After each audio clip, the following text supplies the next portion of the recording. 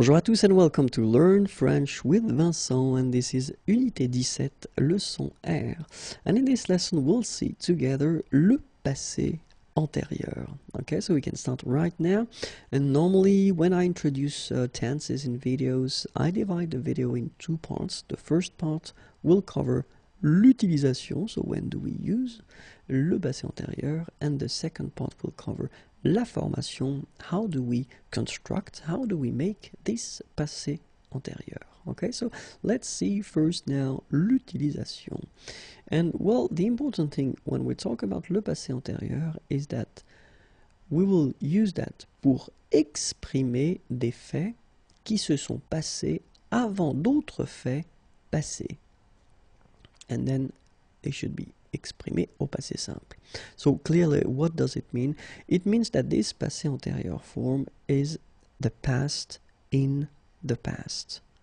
Okay, so when you want to express something that happened before another event that happened in the past, then in that case you should use le passé antérieur, but keep in mind that it works in connection to le passé simple.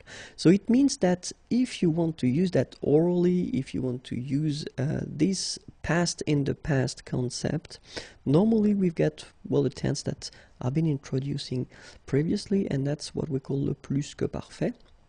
Okay, but then in some cases, if you want to use le passé simple, and if you want to use something that happened before, then you should definitely use le passé antérieur. Okay, so keep in mind that l'utilisation est rare, so you will use it quite rarely, maybe never, okay, but you will probably encounter a few passés antérieurs. L'utilisation est à l'écrit, so it's mostly written, and then l'utilisation est dans le langage soutenu, so we are talking about formal French in that case. We're not really talking about the French that you will use orally with friends or family, okay, because in that case you will use other tenses of the past. So let's imagine that this is now, so this is the present, c'est le présent, okay, and let's say that you want to express something that happened in the past and you want to use le passé simple. Okay, so it's possible, of course. If you don't know how to make the passé simple, well, I've been making little videos on that, so you can check it if you want. Okay, so first idea, you want to express something in the past at le passé simple. So keep in mind that the rule is quite strict, because if you want to express something that previously happened, in that case you get to use le passé antérieur. Okay, so first le présent, then first thing in the past you want to use le passé simple. Keep in mind that this is le passé antérieur. That should be used if you want to express something that happened even before.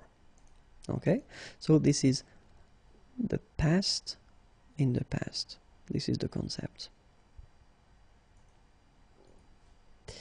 An example here. So, dès qu'il eut bu son café, il partit au travail.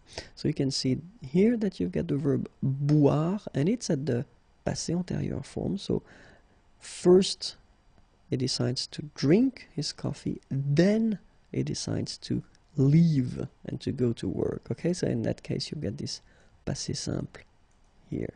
So that's the whole concept. First you've got this passé antérieur, then you get the passé simple. Everything happens in the past, okay, but then you wanted to use first, in that case, le passé simple, and then you get no choice, but you get to use le passé antérieur for this past in the past concept. So now let's see how do we construct le passé antérieur. And I've been deciding to put few examples, okay, so the first sentence will be always at le passé simple, and the second sentence will be at le passé antérieur.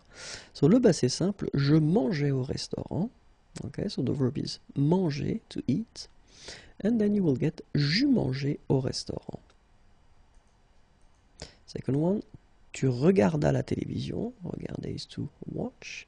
Tu eus regardé la télévision. And then we've got il alla au travail. Il fut allé au travail. And if you take the time to look at these forms, you can spot and you can see that we've got two parts. So it means that it is a compound tense, okay? And then, as usual in French, when we're talking about compound tenses, then the second part here is always the same. It's le participe passé, so this past participle. Okay, so manger will become manger, regarder, regarder, aller will become aller. Okay, and the first part here, as usual in French, we will use whether avoir or être.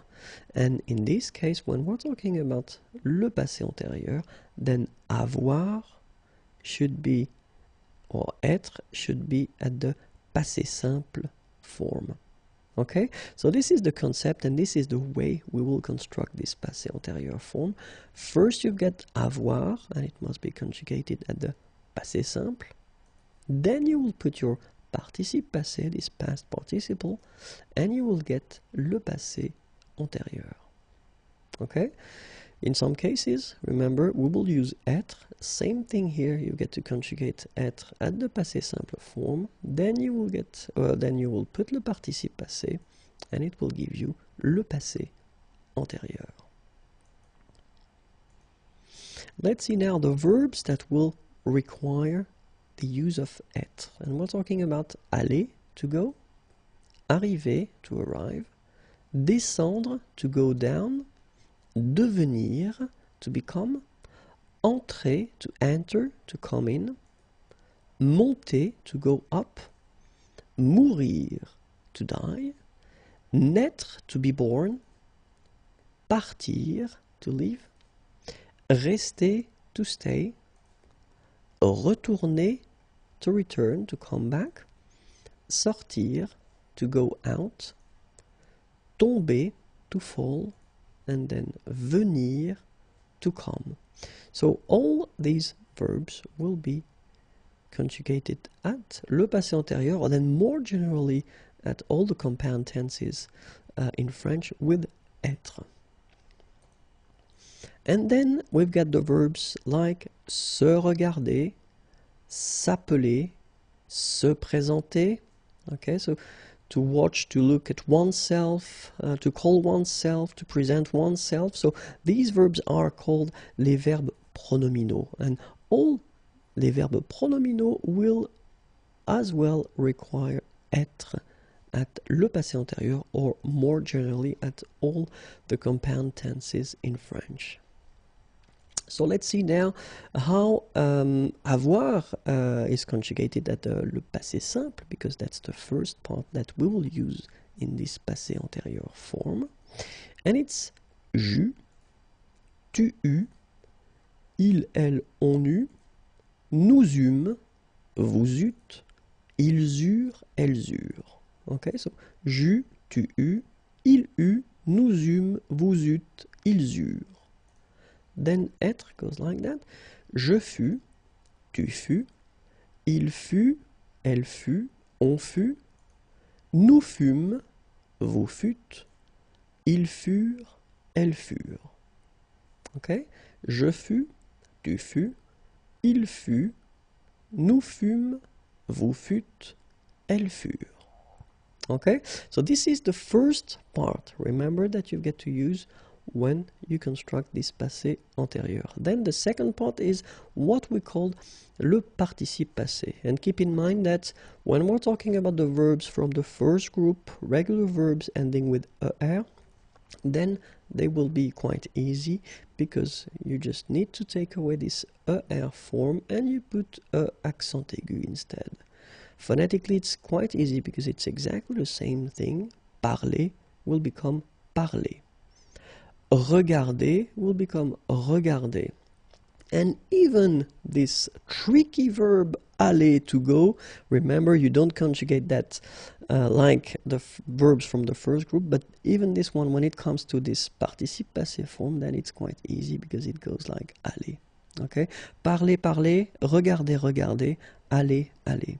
Alright, so the second group of regular verbs, so ending with er, remember we're not talking about all the verbs ending with er, but they will be quite easy as well, because you just take away this er thing and you just replace it with I. Okay, so choisir will become choisi.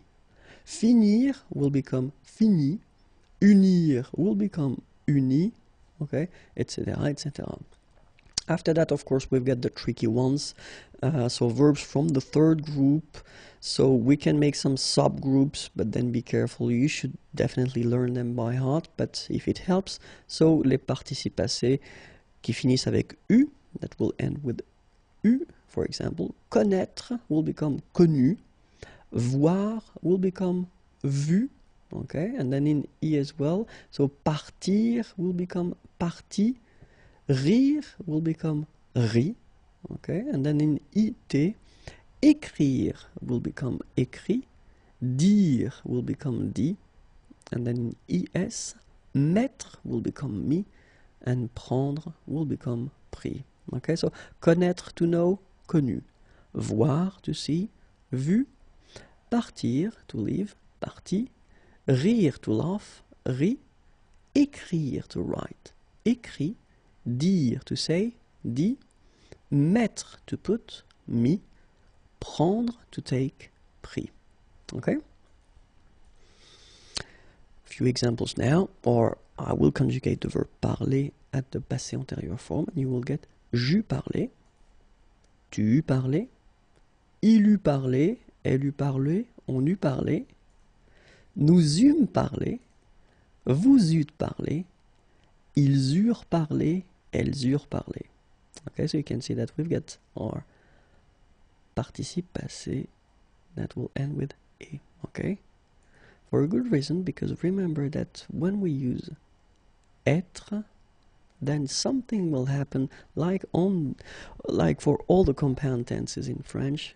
When we put être, then it means that at the end of your participe passé here, you will have to put whether the feminine or the plural form if needed. Of course, in that case you get elle, so it's the feminine singular, so you should add this e at the end for the feminine singular. And then in that case you get the plural, masculine plural, then you should put s for the masculine plural. And here you've got the feminine plural, and you should add this e and s for the feminine plural. Okay, keep in mind that well, it's actually quite easy because phonetically they are the same. All right, but then you should add this final e for the feminine, final s for the plural, and final es for the feminine plural.